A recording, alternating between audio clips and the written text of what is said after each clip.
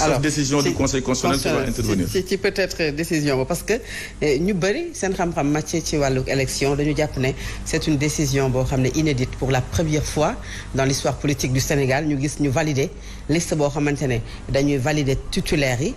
neenal suppléants yi comme le cas de la coalition Benno Bokk Yaakaar. Également de l'autre côté ñu daal di invalider liste nationale bu coalition Yewwi Askan Wi est-ce que nekkul ne direction générale des élections dañoo bëgg a sànni li ñuy wax patate chaude bi conseil constitutionnel ak moom it fan la mën a jaar ba indi pexe wala boog mu wax le droit ci yooyu dossier. du ñàkk xam nga rek je ne suis pas dans la tête du ministère chargé des élections du ministère de l'Intérieur je ne suis pas encore dans la tête des 7 sages du conseil constitutionnel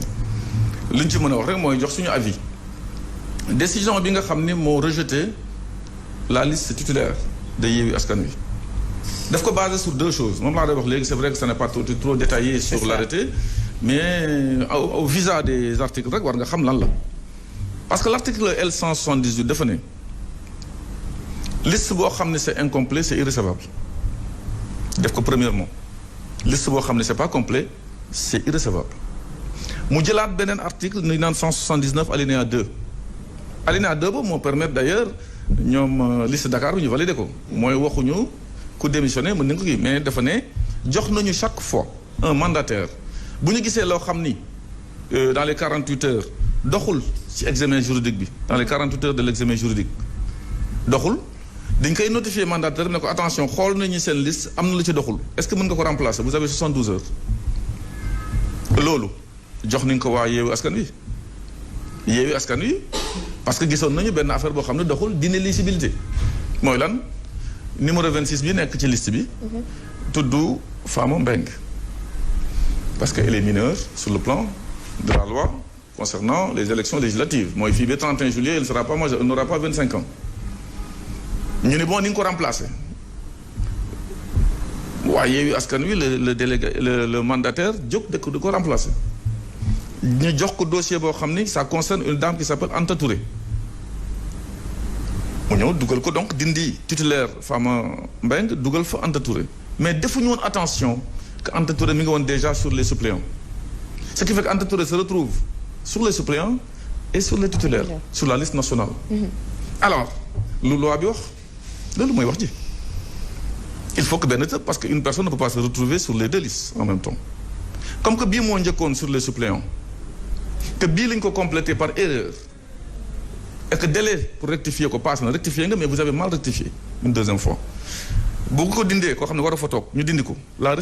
liste devient incomplète et on est hors délai pour rectifier ce qui n'est pas le cas de Diaz en premier lieu loolu moo tax gars yi jëlaat l'article 178 teg ko ci ne na premièrement du fait que vous avez certes rectifié mais du fait également que vous avez mal rectifié du fait que vous êtes hors délai la liste devient incomplète irrecevable léegi nag conseil constitutionnel mooy ñëw tirer ci des conséquences yoo xam ni par faute boobu ngay wax ñu jox conseil constitutionnel mu analyser mais loolu laa lay wax ne tey bu ñu weesoo peut-être Yewwi Benno naka la ñu mën a bàyyee liste bi nga xamante ne mooy titulaire yi ba pare neenal suppléants yi peut-être ñenn ñi jàpp ne Benno également liste titulaire am mën na dem élection mais suppléants yi peut-être mënul dem ñu bari seen xel tey ci parce que dañu wax ne la liste elle est unique et indivisible. gis nga dafa am chaque fois que loolu laay wax bu amee vide juridique rek. am na fuy juridique dugg pour ne pas toucher là où c'est trop sensible la patate chaude là fu ngay toucher. dafa am ay jurisprudence yoo xam ni je prends l'exemple des locales yi passées à Fandène c'est vers Thiès. nga xam ne la liste des suppléants posait problème ñu annulé ko mais ñu mujj dem la liste majoritaire titulaire. boo leen waxee lay génne ay décisions yoo xam ne qui ont été favorables à ça s'il y a vide juridique. Et il est vrai qu'il y a beaucoup de questionnements sur annulation, c'est parce que ils ont répondu sur le 6e de l'article 100, je pense que c'est 149 si je ne me trompe pas. La ñu répondre ñu ni parité. 43 et 44e place, 2 personnes se suivent. Donc on va annuler la liste. Bàyyi la liste majoritaire.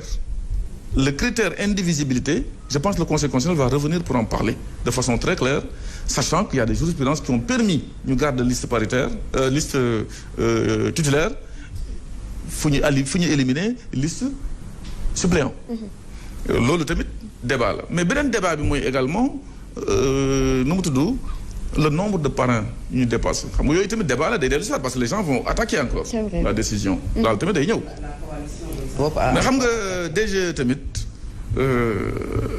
ils ne sont pas exempts de critique parce que ñoom ñooy def examen juridique bi recevabilité bi ak yooyu yëpp ñoo koy def bu ñu gisee par exemple un arrêté la loi d'abord parce que la loi elle est supérieure à l'arrêté supérieure moom au décret ne de 0,5 jusqu'à 0,8% maximum le mot est employé je pense que c'est du tubaab ku ko dépassé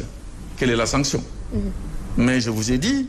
boo mal saisiré rek ñu tëj affaire yi bañ fa yegg mais Inch'Allah d'ici quelques jours dañ fa yegg parce que toutes les autres coalitions j'ai entendu d'autres coalitions qui disent bu ñuy valider ces deux listes là ñun on va attaquer donc ñëpp daañu su mboxloo attaquer certainement de façon recevable parce qu'ils ont un délai très court pour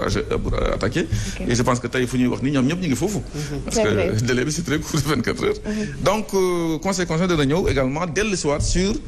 le parrain de trop de Benno Bokk Yaakaar et ça je trouve également que arrêté bu génnoon alors que déposé nañu ba pare le 4 arrêté boo xam ne ça a été publié le 5 yooyu yëpp c'est des questions yoo xam ne qui troublent un peu cette manière de voir le droit parce que c'est à partir de la publication qu'entre en jeu une disposition légale ou réglementaire là également on dit juste au juge d'avoir le courage de dire le droit. Alors ci xelu sénégalais lambda bi dafa difficile ñu comprendre liste suppléant dem sans principal bi c'est-à-dire titulaire yi comprendre également liste titulaire dem sans suppléant tey bu conseil constitutionnel confirmer loolu ban scénario moom la ñu mën a xaar. C'est vrai que sénégalais d'en bas ne peuvent pas surtout les juristes les sénégalais d'en bas les juristes ne comprennent pas ça que mu mën a demee noonu vos listes dañu naan c'est indivisible selon plusieurs juristes mais c'est pas tout le monde mais le sénégalais lambda man ni ma koy expliquer mooy leen pour mën a comprendre comme football mu am ay titulaire am ñu toog ci banc bi bu banc bi kenn nekkul woon foofu sax le match va se limiter avec les 11 ku ci tànkam damm kenn du ko remplacer mais ça n'empêchera pas le match d'avoir lieu du dëgg mais ndax li ci football moom moo nekk ci droit. non xam nga le droit dafa am règlement dafa am yoonam bu muy jaar. nu mu tudd encore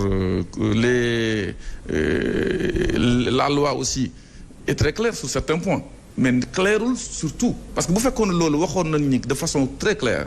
que texte bi nee na bu liste bi demul. tout tombe à l'eau. Je pense que les gens auraient sorti le texte. Mais là, c'est ça l'importance du Conseil constitutionnel d'intervenir, de dire nous allons l'interpréter comme ceci. Mais damay wax rek chaque fois que nous sommes en Afrique et surtout dans des pays comme les nôtres les juges ne sont pas si indépendants que ça. Ça, il faut le dire. Parce qu'un juge, ou bien même les juges, les 7, sont tous nommés par le chef de l'État. 5 directement, les 2 par l'entremise du président de l'Assemblée nationale qui en propose 4, mon président nommé les 2. Donc, à la longue, moi, les nommé. Et derrière la robe, il y a l'être humain. Donc, vous comprenez ce que je suis en train de dire. Donc, la neutralité absolue n'existe pas. Les gens prennent des verdicts d'apaisement, coupant la poire quelquefois en deux. Je vous laisse Dakar, mais de l'autre côté, moi, j'avais senti quand même quelque chose en l'air, voilà.